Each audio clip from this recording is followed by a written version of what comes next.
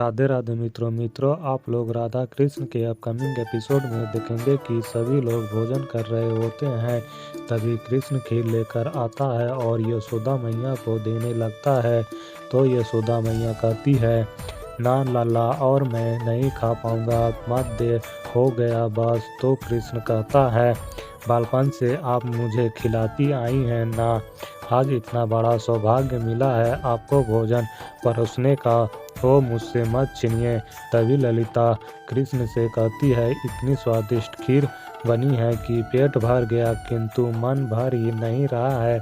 तो कृष्ण कहता है, जब तक मन ना भरे तब तक खाओ, और लो, बहुत बनाया है मैंने, जितना चाहो उतना खा लो। इधर कृतिदा मन ही मन सोचती है कि मैंने राधा से ये क्या कह दिया कि मैं कृष्ण की बातों में आकर ये खीर नहीं खाऊंगी। ये सब तो मुझे भूल ही गए हैं, यहाँ तक कि राधा भी एक ही स्वाद में अपनी माँ तक को भूल गई है। और ये सब को देखकर कृतिदा को बहुत सब पर ईर्ष्या होने लगती है। फिर आप लोग आगे देखेंगे कि राधा कृष्ण से कहती है, सच में कृष्ण अत्यंत स्वादिष्ट खीर बनी है कि शब्द ही नहीं है। मुझे तो संदेह था कि तुम कैसे खीर बनाओगे, किंतु इसका स्वाद से मन ही नहीं भर रहा है। तो कृष्ण कहता है, लो खाओ, लो खाओ। फिर मेरी हाथ की बनी खीर खाने का सौभाग्य कब मिलेगा पता नहीं। आप सब खाओ, मैं और खीर लेकर आता हूँ। तभी यशोदा राधा से कहती है, राधा कृतिदा ने सच में खीर को चखी भी नहीं है। तो राधा कहती है, नहीं मैया, माँ तो अपना वचन निभा रही है, मैं तो अत्यंत प्रसन्न हूँ। अब कृष्ण को पता चलेगा कि माँ को मनाना कितना भी सरल नहीं है। ये सब देखकर कृतिदा वहाँ से जाने लगती है। तो यशोदा कहती है, कहाँ जा रही हो, तुम खीर नहीं खानी है। तो कृतिदा कहती है, जी ओ, मुझे अभी अभी स्मरण हुआ कि गैया को चारा नहीं डाला है, मैं अभी आती हूँ। फिर कृतिदा वहाँ से गौशाला में आ जाती है। तो कृष्ण पीछे पीछे आता है और कहता है, आप इस प्रकार यहाँ क्यों चली आई, आपने खीर भी नहीं खाई, क्या हुआ बताइए आप। तो कृतिदा कहती है, मैं तुझसे रुष्ट हूँ कृष्ण। तो कृष्ण कहता है, रुष्ट क्यों हो। तो कृतिदा कहती है, तुम खीर सबको आग्रह कर करके खिलाया, परंतु मुझे पूछा तक नहीं। तो कृष्ण कहना चाहता है, पर कृतिदा रोक लेती है और कहती है, बस कृष्ण, कुछ मत कहो, मुझे कोई स्पष्टीकरण की आवश्यकता नहीं है, और नाम पहले वाली बात कहकर मुझे बहलाने की कोशिश ना करो। तो कृष्ण स्मृतियाँ याद करने लगती है। तो कृतिदा कहती है, अपनी मैया को तो तुम आग्रह कर करके खीर खिला चुके हो, और वैसे भी जब सब ने खा ही लिया है और किसी को मेरी चिंता नहीं है, मैं क्यों खाऊं। तो कृष्ण कहता है, आपसे किसने कहा कि सब ने खा लिया है। तो कृतिदा कहती है, क्यों, संपूर्ण परिवार, पूरा गांव, सखा सखियां, सब ने तो खा लिया है, तो कौन रह गया है कृष्ण बताओ। तो कृष्ण कहता है, मैंने सोचा कि जैसे सबके मनोहर की आग्रह कर करके सबको खिलाया, प्रेम से परोसा, प्रेम से सभी में बांटा, वैसे ही कोई आके प्रेम से मुझे खिलाए, किंतु कोई नहीं है। अब जैसे मैया कहा है, यदि वही मुझे नहीं खिलाना चाहती है तो मैं भी नहीं खाऊंगा। तो कृतिदा कहती है, ये मिठास अपने खीर के लिए बचा कर रखना कृष्ण, इसका मुझ पर कोई प्रभाव नहीं होगा, और वैसे भी तुम तो सबके प्रिय हो, तुम्हें परोस कर खिलाने वालों की कमी कहाँ है, एक को बुलाओगे तो अनेक आएंगे। तो कृष्ण कहता है, यदि आपको ऐसा लगता है तो चलकर देख लेते हैं। अब यदि जो आपने कहा वो सत्य है तो आप मुझसे रुष्ट रहिए, मैं आपको कुछ नहीं कहूँगा, किंतु यदि जो मैंने कहा वो सत्य निकला तो फिर आप रुष्ट नहीं रहोगे, तब आपको भोग करना होगा जो मैं कहूँगा। तो कृतिदा कहती है, ठीक है, चलो चलकर देख लेते हैं। तो कृष्ण कहता है, पीछे के द्वार से चलते हैं, वहाँ बहुत से लोग होंगे। फिर आप लोग आगे देखेंगे कि गांव वाले नंद जी से कहते हैं, बहुत अद्भुत भोग बना था नंद जी, हम सब तृप्त हो गए। हमारी ओर से कृष्ण को धन्यवाद कहिएगा, अब आज्ञा चाहता हूँ। फिर बलराम कहता है, मैं कान्हा के बिना भोजन नहीं करता हूँ, किंतु आज जब से मुझे ज्ञात हुआ है कि आज कृतिदा उसको सबक सिखाने वाली है, तब से मेरे भूख तो और तीव्र हो गई है। तो राधा कहती है, बेचारा कृष्ण कितने प्रेम से माँ को प्रभावित करने के लिए उसने अपने हाथों से खीर बनाया, कितना परिश्रम किया। संपूर्ण गांव ने खाई, किंतु माँ ने चखी तक नहीं। तो ललिता कहती है, किंतु काकी और कृष्ण कहाँ रह गए हैं, कहीं दिखाई नहीं दे रहे हैं। तो यशोदा कहती है, मुझे लगता है कि कृतिदा कान्हा से रुष्ट हो गई है, इसलिए कान्हा कृतिदा को मनाने के लिए गया है। तो राधा कहती है, चलिए मैया, यह दृश्य तो देखने योग्य होगा, बहुत आनंद आएगा। तो बलराम कहता है, अच्छा आप सभी जा रही हो तो आप जाओ, मैं थोड़ी देर में आता हूँ, मैं बहुत अधिक भोजन कर लिया हूँ। फिर कृष्ण और कृतिदा आती है तो सब लोग वहाँ से जा चुके होते हैं। ये देखकर कृतिदा कहती है, सब लोग कहाँ चले गए। तो कृष्ण कहता है, मुझे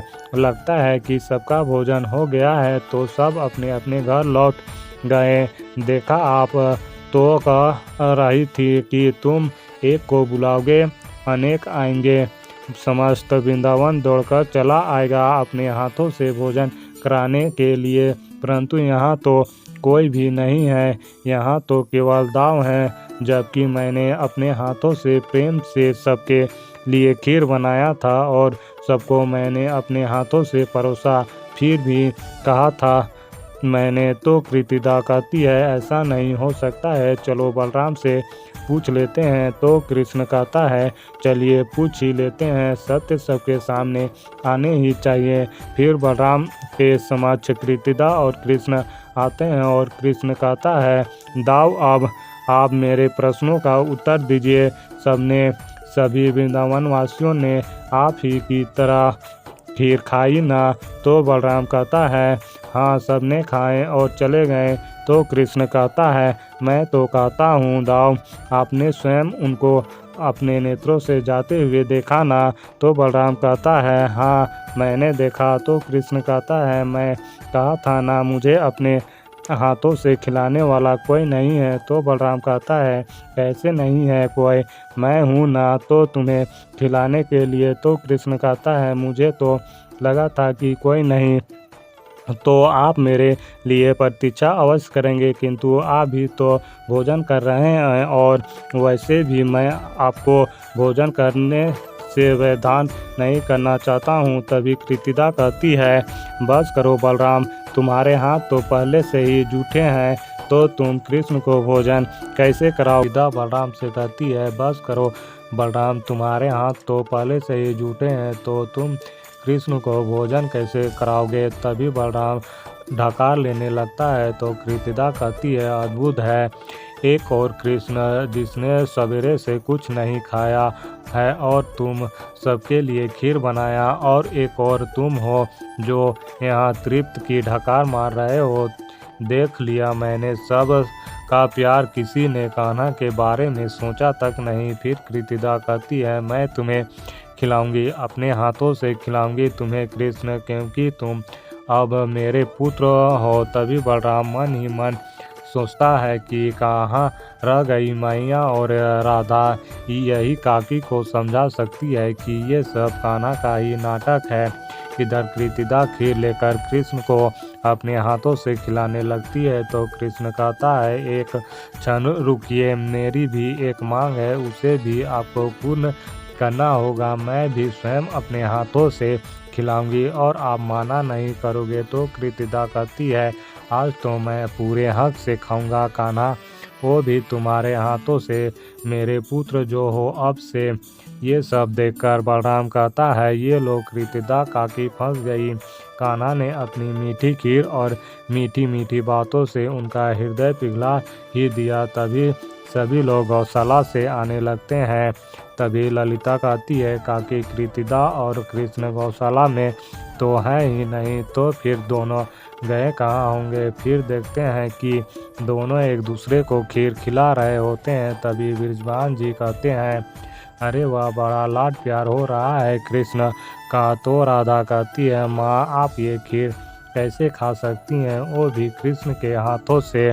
तो कृतिदा राधा से कहती है, तुम तो मौन ही रहो राधा, मैं तो देखना चाहती थी कि कृष्ण प्रेम और संबंधों को कितना सहजता से संभालता है, वो सबसे मिलजुल कर रह पाता है या नहीं। आज मैंने सब कुछ अपने आंखों से देख लिया और समझ भी लिया कि कैसे कृष्ण ने पूरे गांव को कितने आदर सत्कार से आमंत्रण किया, सबको इतने प्रेम से खीर खिलाई, स्वयं नहीं खाया, मेरे लिए रुका रहा। इन सब से कृष्ण ने आज सिद्ध कर दिया कि कृष्ण आप सबसे कितना प्रेम करता है, वो संबंधों की मर्यादा और गहराई को कितना समझता है, किंतु आप सब इसमें विफल रहे।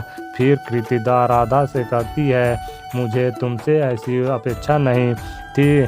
कृष्ण का हाथ बटाना दूर की बात, तुमने ये भी ना सोचा कि ये वही कृष्ण सबको कितने प्रेम से खीर खिलाया, क्या उसने स्वयं खीर खाया या नहीं। फिर सभी सखियों से कृतिदा कहती है, तुम सब दिन भर कृष्ण के आगे पीछे घूमते रहते हो और आज अपने कृष्ण को भूल ही गए, या राधा की बातों में आकर कृष्ण के भोजन का ध्यान नहीं रहा तुम्हें। फिर कृतिदा यशोदा से कहती है, जीजी आप भी इन बच्चों के खेल में रंग गई और अपने लाल की भावनाओं का नहीं सोचा। तो यशोदा कहती है, तुमने सही कहा कृतिदा, हम सबसे भूल तो हुई है। तो कृतिदा कहती है, नहीं जीजी, सबसे बड़ी भूल तो मुझसे हुई है, जो मैंने आपके कान्हा को समझ नहीं पाया का कृष्ण और उसके प्रेम को परखने चली थी। आज मैं सबके सामने ये घोषणा करती हूँ कि मेरे राधा के लिए कृष्ण पूर्ण रूप से योग्य है। आज मुझे पूर्ण रूप से विश्वास हो गया है कि मेरा राधा कृष्ण का साथ पाकर मेरे प्रेम के विषय में बहुत कुछ सीख पाएगी। कृष्ण तुम्हें ये सम्मान स्वीकार है ना। तो कृष्ण कहता है, अब मैं आपको मना कैसे कर सकता हूँ, आप कह रही हैं तो ठीक है, किंतु राधा ने आज मेरा मन दुखाया है। तो कृतिदा कहती है, आज के बाद राधा को मैं ऐसा करने ही नहीं दूंगी, बस आज के लिए उसे क्षमा कर दो। तो कृष्ण कहता है, ठीक है, आप कह रही हैं तो उसे क्षमा कर देता हूँ। फिर आप लोग आगे देखेंगे कि माता पार्वती महादेव से कहती है, अंततः कृष्ण ने कृतिदा को भी मना लिया है। पूरा परिवार राधा और कृष्ण के विवाह के लिए सज है। ब्रह्मदेव ने स्वयं ये कहा है कि वो स्वयं राधा और कृष्ण का विवाह रचाएंगे।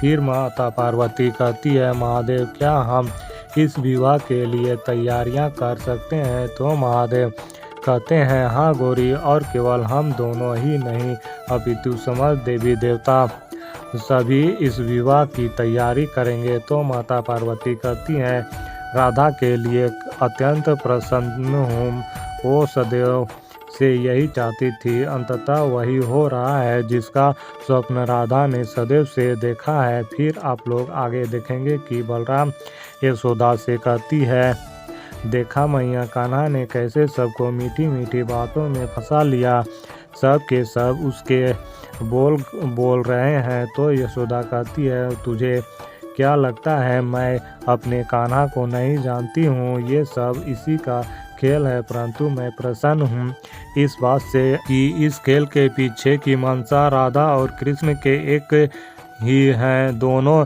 एक दूसरे के साथ रहना चाहते हैं, अपना पूरा जीवन एक दूसरे के साथ व्यतीत करना चाहते हैं, मेरे लिए बस यही बहुत है। तो बलराम कहता है, सत्य कहा मैया, इस बात का तो मुझे भी प्रसन्नता है। फिर यशोदा सभी से कहती है कि आज मैं सभी देवी देवताओं को साक्षी मानकर मैं राधा और कृष्ण की विवाह का घोषणा करती हूँ। तो मित्रों, इस वीडियो में इतना ही। मित्रों, आप सभी को आगे और भी बहुत कुछ देखने को मिलेगा। तो मित्रों, जल्द मिलता हूँ। और एक नई वीडियो के साथ। तब तक के लिए राधे राधे।